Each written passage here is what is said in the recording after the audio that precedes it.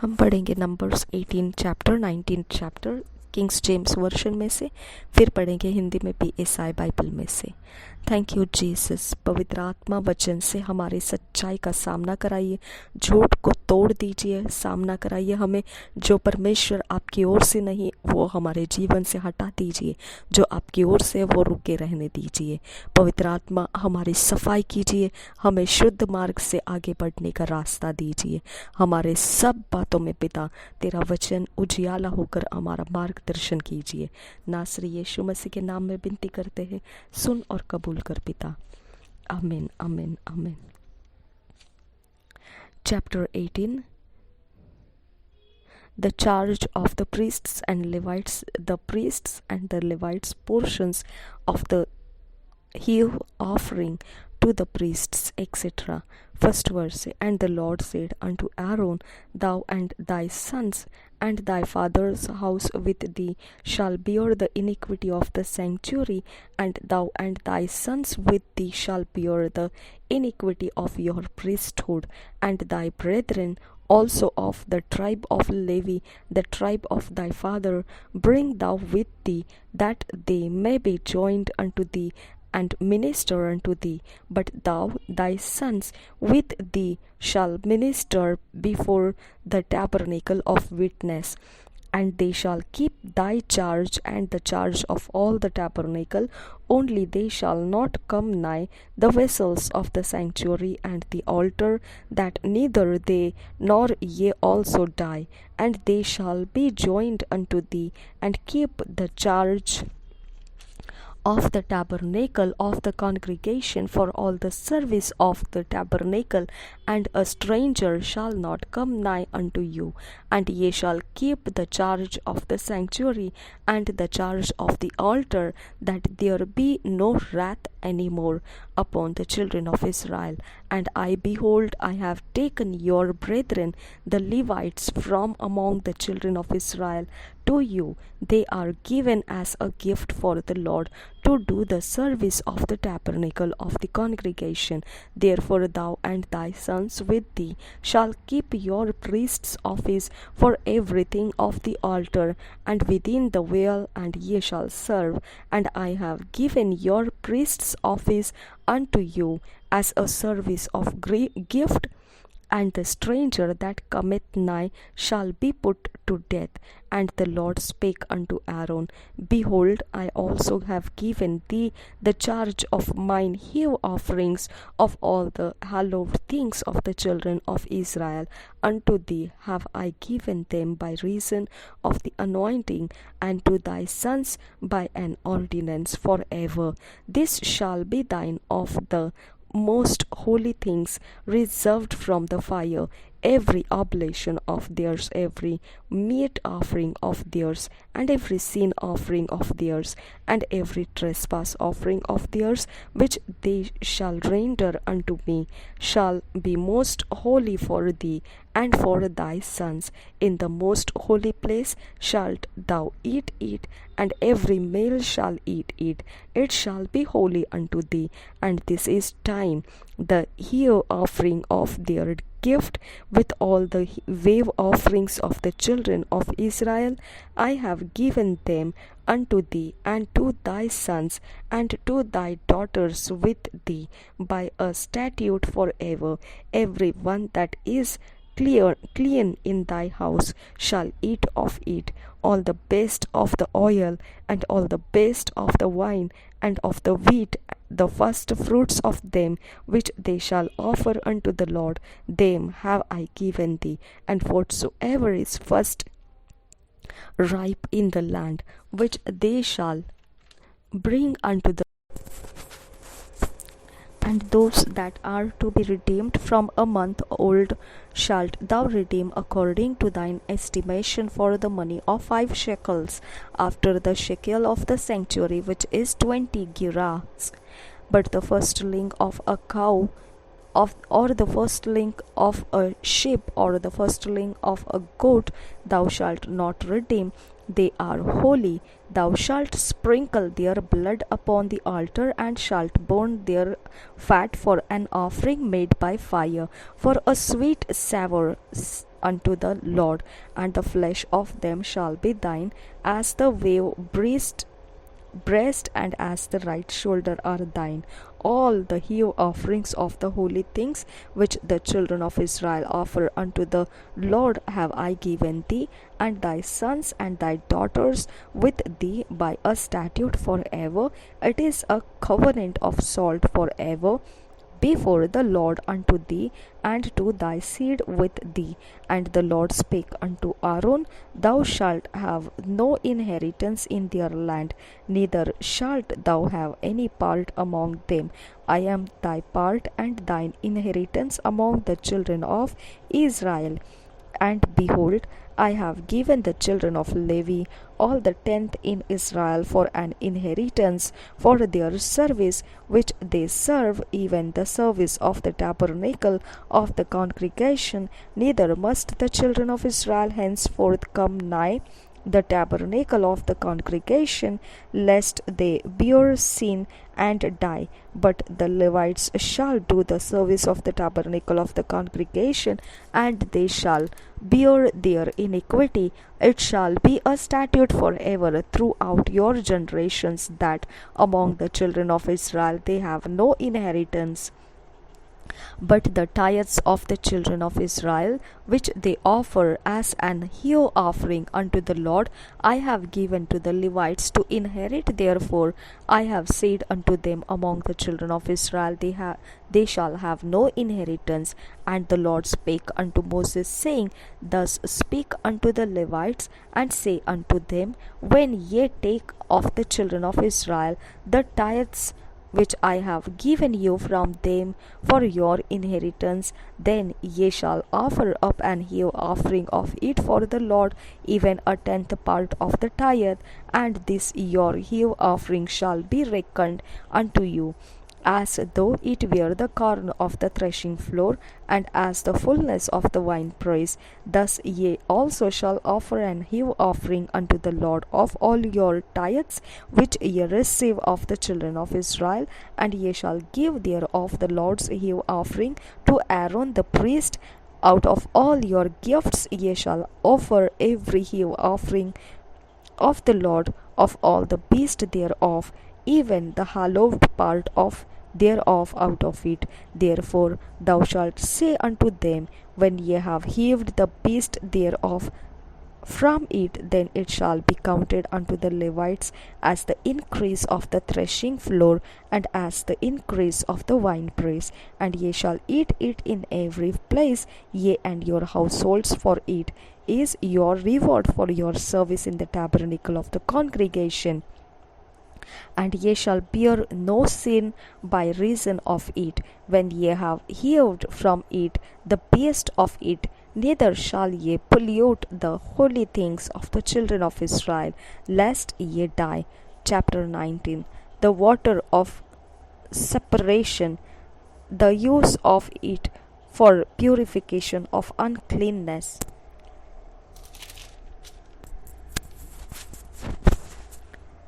First verse, And the Lord spake unto Moses and unto Aaron, saying, This is the ordinance of the law which the Lord hath commanded, saying, Speak unto the children of Israel that they bring thee a red heifer without spot, wherein is no blemish, and upon which never came yoke. And ye shall give her unto Eleazar the priest, that he may bring her forth without the camp, and one shall slay her before his face. And Eleazar the priest shall take of her blood with his finger, and sprinkle of her blood directly before the tabernacle of the congregation 7 times. And one shall burn the heifer in his sight, her skin and her flesh, and her blood with her dung shall he burn. And the priest shall take cedar wood, and hyssop, and scarlet, and cast it into the midst of the burning of the heifer.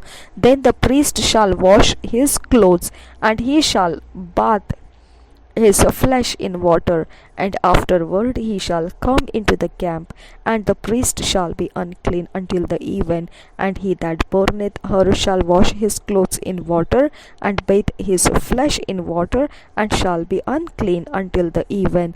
And a man that is unclean shall gather up the ashes of the heifer and lay them up without the camp in a clean place, and it shall be kept for a congregation of the children of Israel for a water of separation. It is a purification of sin for sin. And he that gathereth the ashes of the heifer shall wash his clothes and be unclean until the even, and it shall be unto the children of Israel and unto the stranger that sojourneth among them for a statute for ever. He that toucheth the dead body of any man shall be unclean 7 days.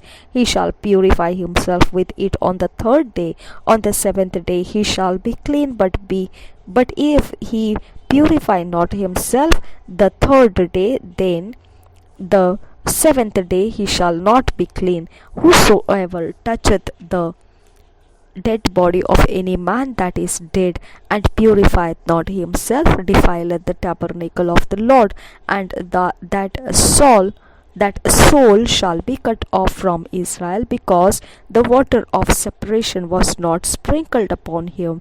He shall be unclean, his uncleanness is yet upon him. This is the law when a man dieth in a tent. All that came into the tent and all that is in the tent shall be unclean 7 days, and every open vessel which hath an covering bound upon it is unclean. And whosoever toucheth one that is slain with a sword in the open fields, or a dead body, or a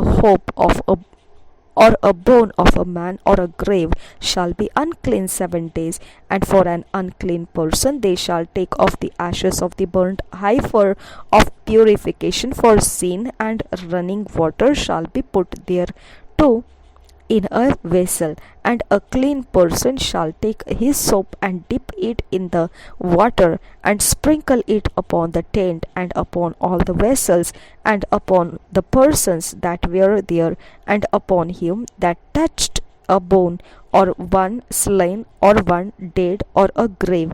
And the clean person shall sprinkle upon the unclean on the 3rd day, and on the 7th day, he shall purify himself, and wash his clothes, and lothe himself in water, and shall be clean at even. But the man that shall be unclean and shall not purify himself, that soul shall be cut off from among the congregation, because he had defiled the sanctuary of the Lord. The waters of separation hath not been sprinkled upon him. He is unclean. And it shall be a perpetual statute unto them, that he that sprinkleth the water of separation shall wash his clothes, and he that toucheth the water of separation shall be unclean until even. And whatsoever the unclean person toucheth shall be unclean, and the soul that toucheth it shall be unclean until even.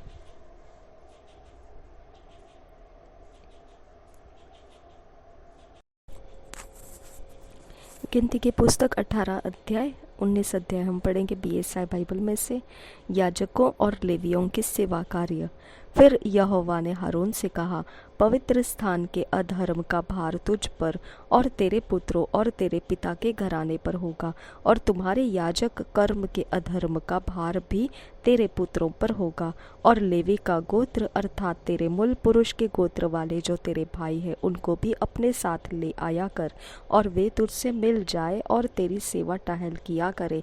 परंतु साक्षी पत्र के तंबू के सामने तू और तेरे पुत्र ही आया करे। जो तुझे सौंपा गया है उसकी और सारे तंबू की भी वे रक्षा किया करे, परंतु पवित्र स्थान के पात्रों के और वेदी के समीप न आए, ऐसा न हो कि वे और तुम लोग भी मर जाओ। अतः वे तुझसे मिल जाए और मिलाप वाले तंबू की सारी सेवकाई की वस्तुओं की रक्षा किया करे, परंतु जो तेरे कुल का न हो वह तुम लोगों के समीप न आने पाए। और पवित्र स्थान और वेदी की रखवाली तुम ही किया करो। जिससे इस्राएलियों पर फिर कोप न भड़के। परंतु मैंने आप तुम्हारे लेवी भाइयों को इस्राएलियों के बीच से अलग कर लिया है, और वे मिलाप वाले तंबू की सेवा करने के लिए तुम को और यहोवा को सौंप दिए गए हैं। पर वेदी की और बीच वाले पर्दे के भीतर की बातों की सेवा के लिए तू और तेरे पुत्र अपने याजक पद की रक्षा करना, और तुम ही सेवा किया करना, क्योंकि मैं तुम्हें याजक पद की सेवा दान करता हूँ। और जो तेरे कुल का न हो वह यदि समीप आए तो मार डाला जाए। याजकों का भाग 8 वचन से आगे।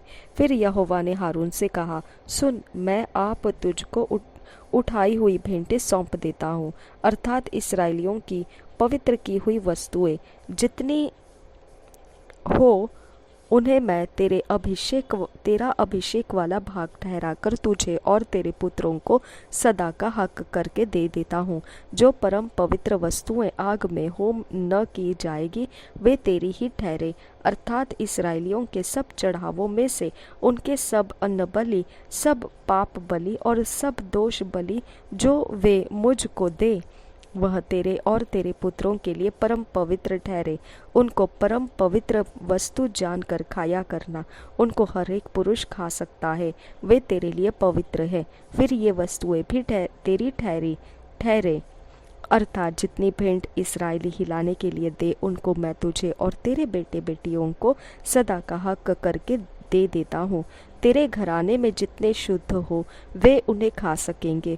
फिर उत्तम से उत्तम ताजा तेल और उत्तम से उत्तम नया दाख मधु और गेहूं, अर्थात इनकी पहली उपज जो वे यहोवा को दे वह मैं तुझको देता हूँ। उनके देश के सब प्रकार की पहली उपज जो वे यहोवा के लिए ले आए वह तेरी ही ठहरे। तेरे घराने में जितने शुद्ध हो वे उन्हें खा सकेंगे। इस्राएलियों में जो कुछ अर्पण किया जाए वह भी तेरा ही ठहरे। सब प्राणियों में से जितने अपनी अपनी माँ के पहलौठे हो जिन्हें लोग यहोवा के लिए चढ़ाए, चाहे मनुष्य के चाहे पशु के पहलौठे हो, वे सब तेरे ही ठहरे।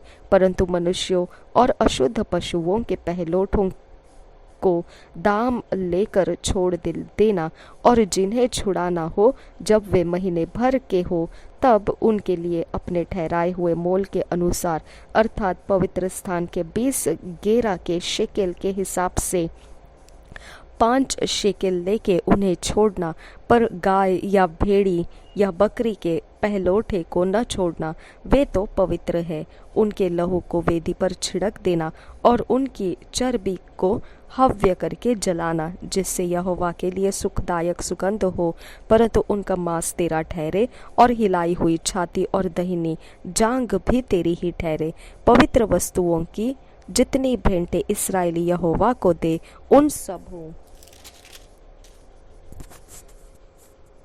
उन सबों को मैं तुझे और तेरे बेटे बेटियों को सदा का हक करके दे देता हूँ। यह तो तेरे और तेरे वंश के लिए यहोवा की को सदा के लिए नमक की अटल वाचा है। फिर यहोवा ने हारून से कहा, इस्राएलियों के देश में तेरा कोई भाग न होगा और न उनके बीच तेरा कोई अंश होगा। उनके बीच तेरा भाग और तेरा अंश मैं ही हूँ।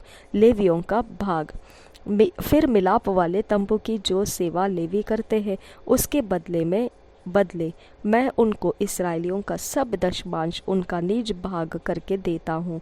और भविष्य में इस्राएली मिलाप वाले तंबू के समीप न आए, ऐसा न हो कि उनके सिर पर पाप लगे और वे मर जाए। परंतु लेवी मिलाप वाले तंबू की सेवा किया करे और उनके अधर्म का भार वे ही उठाया करे। यह तुम्हारी पीढ़ियों में सदा की विधि ठहरे, और इस्राएलियों के बीच उनका कोई निज भाग न होगा, क्योंकि इस्राएली जो दशमांश यहोवा की उठाई हुई भेंट करके देंगे उसे मैं लेवियों को निज भाग करके देता हूँ। इसलिए मैंने उनके विषय में कहा है कि इस्राएलियों के बीच कोई भाग उनको न मिले।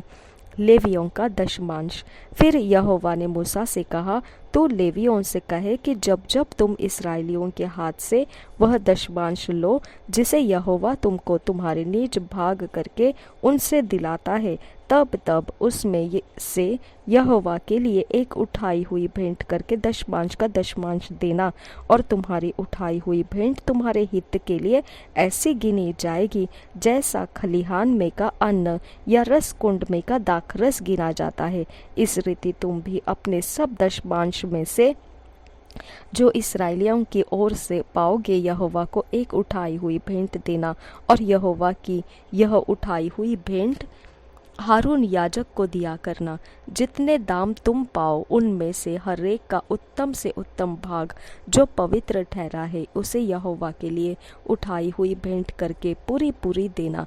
इसलिए तू लेवियों से कहे कि जब तुम उसमें का उत्तम से उत्तम भाग उठा कर दो, तब यह तुम्हारे लिए खलिहान में के अन्न और रस कुंड के रस के तुल्य गिना जाएगा, और उसको तुम अपने घरानों समेत सब स्थानों में खा सकते हो, क्योंकि मिलाप वाले तंबू की जो सेवा तुम करोगे उसका बदला यही ठहरा है। और जब तुम उसका उत्तम से उत्तम भाग उठाकर दो, तब उसके कारण तुमको पाप न लगेगा, परंतु इस्राएलियों को की पवित्र की हुई वस्तुओं को अपवित्र न करना, ऐसा न हो कि तुम मर जाओ। शुद्धिकरण की विधि 19 अध्याय पहले वचन से। फिर यहोवा ने मूसा और हारून से कहा, व्यवस्था की जिस विधि की आज्ञा यहोवा देता है वह यह है, तो इस्राएलियों से कहे कि मेरे पास एक लाल निर्दोष बछिया ले आओ जिसमें कोई भी दोष न हो, जिस पर जुआ कर कभी न रखा गया हो। तब उसे एलियाजार याजक को दो, और वह उसे छावनी से बाहर ले जाए और कोई उसको उसके सामने बलिदान करे। तब एलियाजार याजक अपनी उंगली से उसका कुछ लहू लेकर मिलाप वाले तंबू के सामने की ओर 7 बार छिड़क दे। तब कोई उस बछिया का खाल, मांस, लहू और गोबर समेत उसके सामने जलाए, और याजक देवदारू की लकड़ी, जूफा और लाल रंग का कपड़ा लेकर उस आग में जिसमें बछिया जलती हो डाल दे। तब वह अपने वस्त्र धोए और स्नान करे। उसके बाद छावनी में तो आए, परंतु सांझ तक शुद्ध रहे। और जो मनुष्य उसको जलाए वह भी जल से अपने वस्त्र धोए और स्नान करे और सांझ तक अशुद्ध रहे।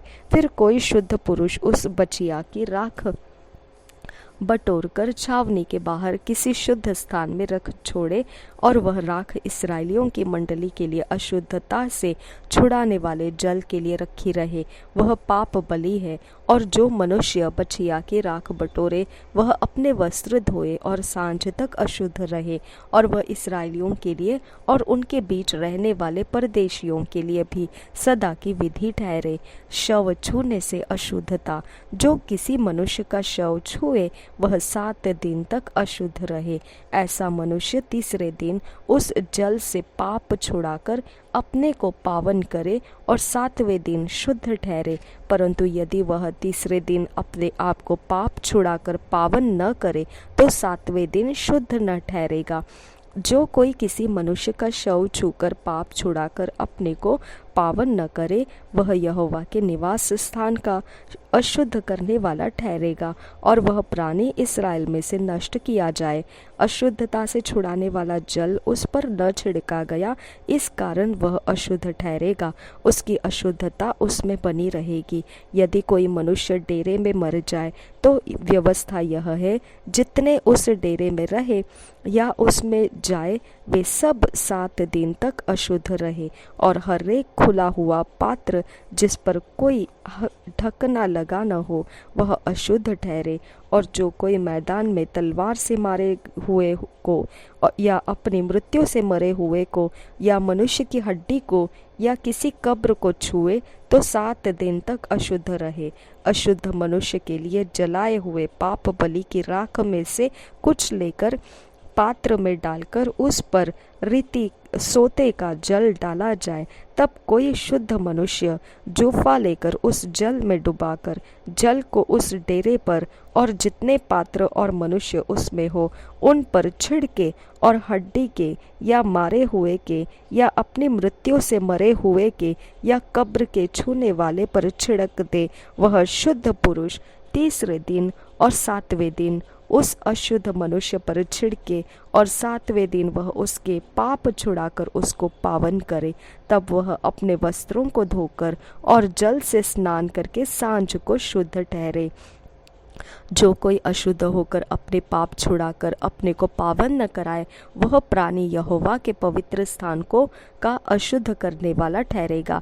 इस कारण वह मंडली के बीच में से नष्ट किया जाए। अशुद्धता से छुड़ाने वाला जल उस पर न छिड़का गया, इस कारण वह अशुद्ध ठहरेगा। और यह उनके लिए सदा की विधि ठहरे। जो अशुद्धता से छुड़ाने वाला जल छिड़के वह अपने वस्त्रों को धोए, और जिस जन से अशुद्धता से छुड़ाने वाला जल छू जाए वह भी सांझ तक अशुद्ध रहे। और जो कुछ वह अशुद्ध मनुष्य छुए वह भी अशुद्ध ठहरे, और जो प्राणी उस वस्तु को छुए वह भी सांझ तक अशुद्ध रहे। Thank you Jesus. धन्यवाद करते हैं पवित्र आत्मा, हमें इन वचनों का सामना करा के सच्चाई का पिता परमेश्वर हमारा सामना हुआ और झूठ पर्दाफाश होकर गिर चुका है, झूठ के गढ़ टूट चुके हैं। ये वचन परमेश्वर पिता ढाल है हमारी, कवच है हमारा, जो झूठ को पर्दाफाश करके हमें झूठ के जंजाल में से, जकड़े में से छुड़वा कर लाता है। थैंक यू हमें छुड़ाने के लिए। हमें फिट एंड फिक्स करो पवित्र आत्मा, ईश्वरीय रचना डिवाइन ऑर्डरलीनेस पे लेकर आइए। नासरी यीशु मसीह के नाम में मांगते हैं पिता, सुन और कबूल कर। आमीन आमीन आमीन। 2 years बाइबल रीडिंग प्लान, 2 साल का Bible reading plan.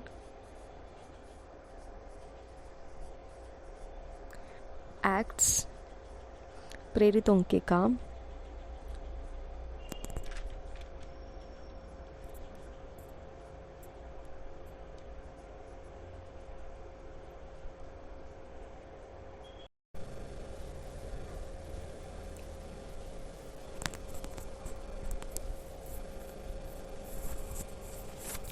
To years Bible reading plan, 2 साल का बाइबल रीडिंग प्लान।